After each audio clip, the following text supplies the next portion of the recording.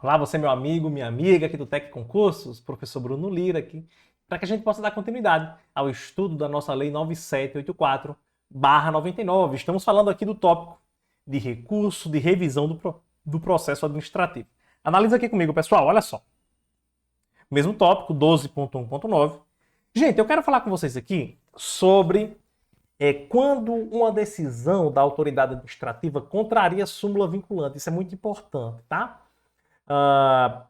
Veja, o parágrafo 3º do artigo 56, ele diz assim, ó. Se o recorrente alegar que a decisão administrativa contraria o enunciado de súmula vinculante, cabe à autoridade prolatora da decisão impugnada, se não reconsiderar, explicitar, antes de encaminhar o recurso para a autoridade superior, explicitar as razões da aplicabilidade ou inaplicabilidade da súmula, conforme o caso. Ou seja, a decisão da autoridade, primeiro grau, ela foi contra o enunciado de uma súmula vinculante. Isso é muito grave. Súmula vinculante vincula toda a administração pública, deve ser obedecida. Então, se a decisão da autoridade administrativa foi contra o enunciado de uma súmula, o interessado recorre, e essa autoridade que proferiu a decisão, se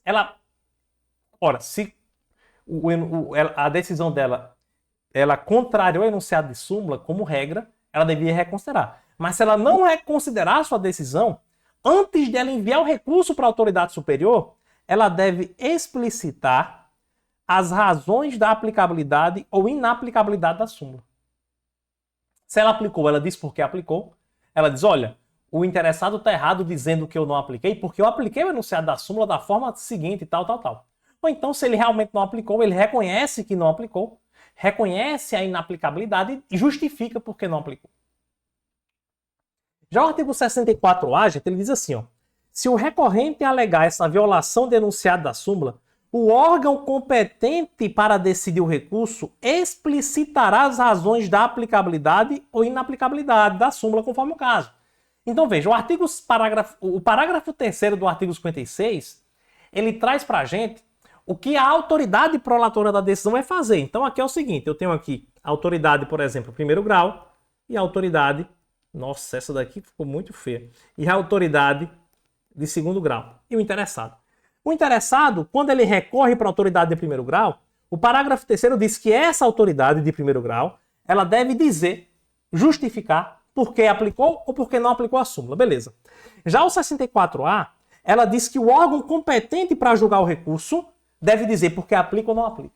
Então, por exemplo, a autoridade de primeiro grau mandou o recurso para a autoridade de segundo grau. A autoridade de segundo grau, ela vai, por exemplo, manter uma decisão que contraria a súmula vinculante. Por exemplo, mantém a decisão que contraria a súmula. Quando ela decide e manda a decisão para o interessado, ela tem que dizer, a gente não vai aplicar a súmula nesse caso por conta disto e disto. Tá? Então, a autoridade de primeiro grau tem que justificar por que não aplicou, se for o caso.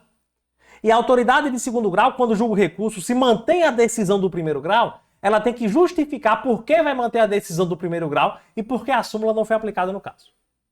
Como eu te falei, ela justifica a inaplicabilidade ou justifica a aplicabilidade. Ela pode dizer, olha, o interessado está errado porque nós aplicamos a súmula da seguinte forma.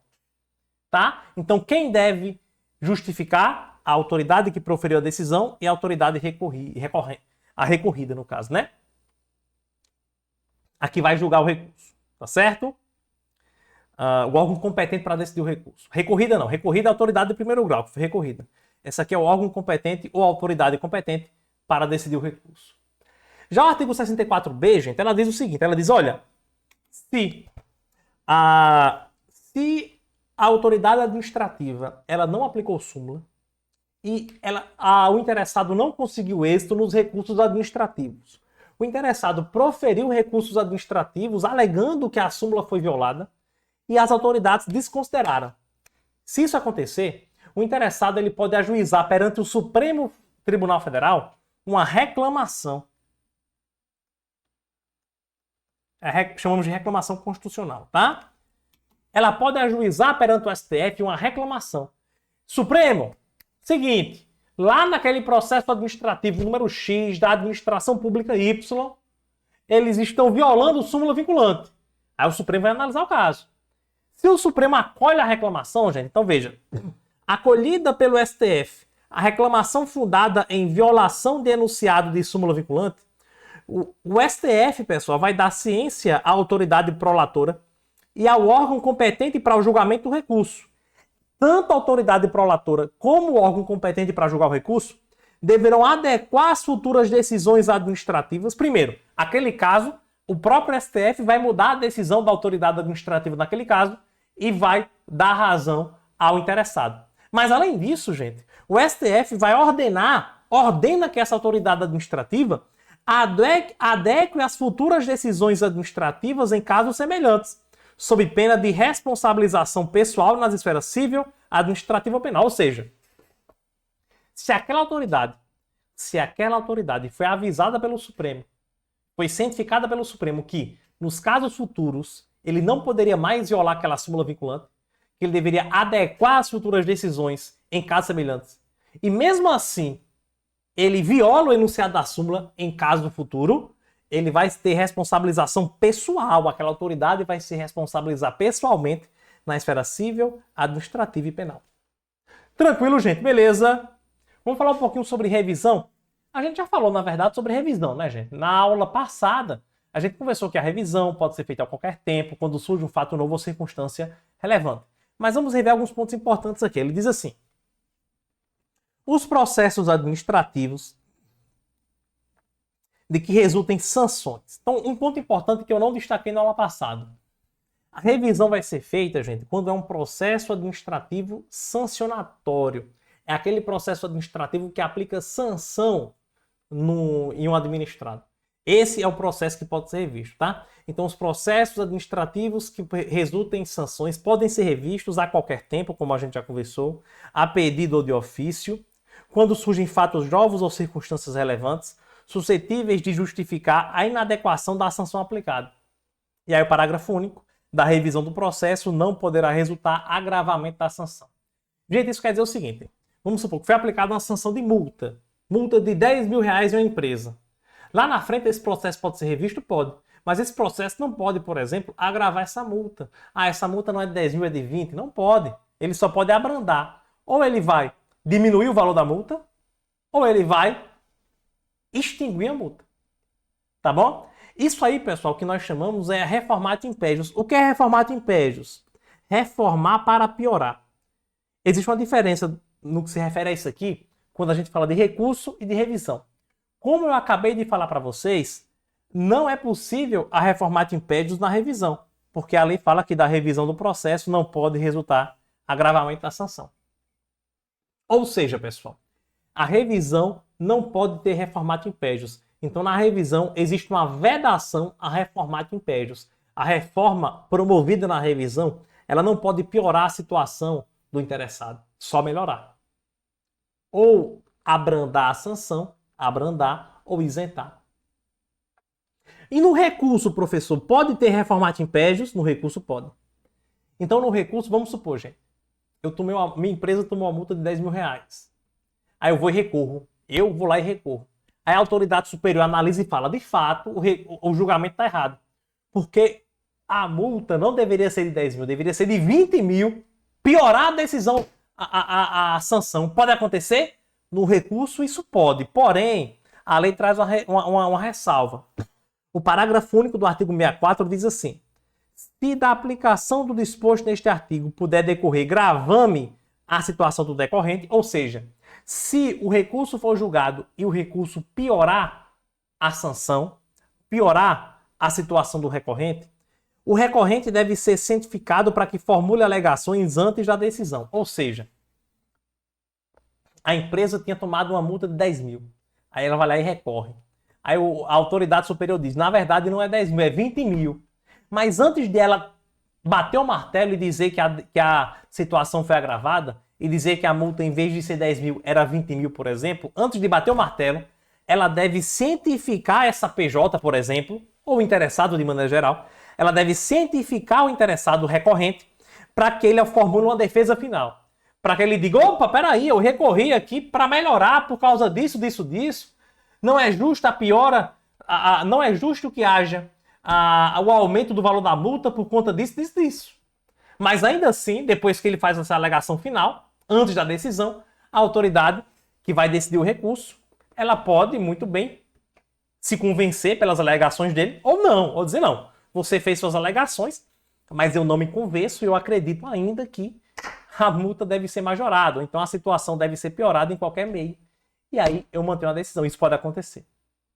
Tranquilo, meu amigo, tranquilo, minha amiga. Beleza? Vamos fazer questões sobre o tema. Questãozinha VUNESP diz assim pra gente.